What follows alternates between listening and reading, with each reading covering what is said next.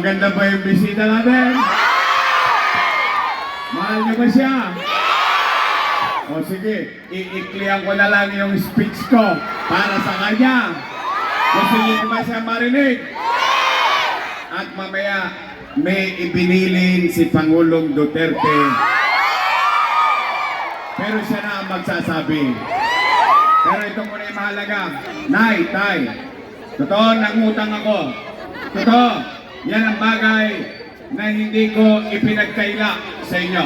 Pero matanong ko kayo, Nay, tay, nung pandemya, may nagutom ba sa Basek? Promise? Promise? Buwan-buwan ba dumating ang food box sa Baseco?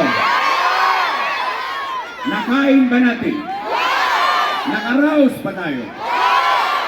Salamat sa Diyos. In fact, special mention lang, meron pa akong isang pagkakamali nung umpisa. Nung binigay ko yung food box, pangkalahatan, nagulat ako nung nasunog tong ginagawa ko yung Basek community. May lumapit sa akin, Muslim. Yorme, ang sarap kong pagkain. Kaya lamang, pwede bang makisuyo? Eh, sabi, bakit? Anong gusto mo? Pwede bang palitan mo yung isang dilata? Huwag yung baboy. Then I realized, tama. Kaya the following month, meron ng special marking yung food box para sa mga kapatid nating Muslim. Tama ba?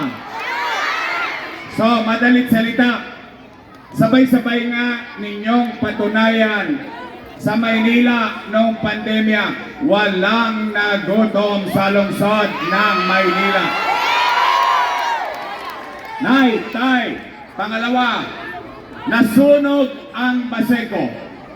Malaki. First time kayong nakakita ng mayor. First time. 3 buwan lang. Ginawa 200 plus townhouses ang Baseco community. Tama ba? Tama ba? Nay, tay, pandemya, ang dami-dami kong inutang, pero natayo ba yung ospital ng Baseco? 3 taon nang bukas, 3 taon nang tapos, 3 taon na akong wala, sarado pa rin. Ngayon, ako sinisisi. Sinisisi ako nung ate ko. Ang sabi, hindi raw qualified sa DOH. Ito sagot ko. Di ba ang direktor ng Manila Health Department asawa niya? Ang tanong namin mga taga-Baseco, ang dami niyong cheche bureche, 3 taon kayo nakaupo. Eh bakit hindi niyo ginawa ng paraan? Tapos ngayon bubuksan na daw.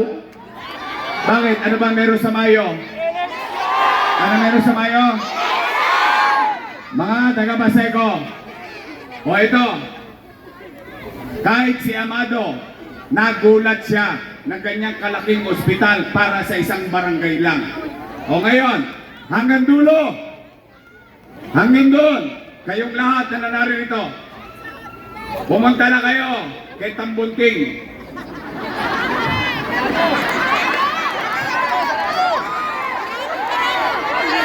Isanlaan nyo na itong laway na ito. Ha? May awa ang Diyos. Sa tulong nyo, nakabalik tayo. Sa December, bubuksan ko na yan.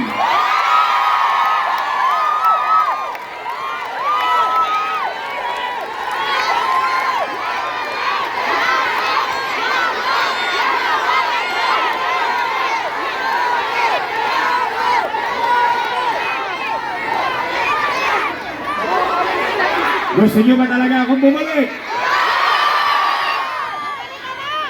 O sige, sample lang ha, sample lang. Simula Todix, hanggang Wakali, dito sa Nangka, hanggang doon sa Kodli. Taas ang kamay na gusto akong bumalik. Promise! Kaya? Oh, hindi na ako magpapakahaba. Masaya na ako kasi sa totoo lang, Ma'am Sara, first time kung nakita kami ni Amado, matagal na rin kami sa gobyerno. Ngayon lang lumabas ng ganito ang mga taga-Baseco. Kaya sa inyo, mga taga-Baseco, tulungan nyo kami ni Chia Atienza, ni Amado Bagaching at ng buong Yormes Choice. Muli naming ipararamdam sa inyo ang pagmamahal ng lokal na pamahalaan ng lungsod ng Maynila. Pwede bang tulungan nyo kami? Nagisingin natin sila. Sabay-sabay tayo sumigaw. Bumalik ka na!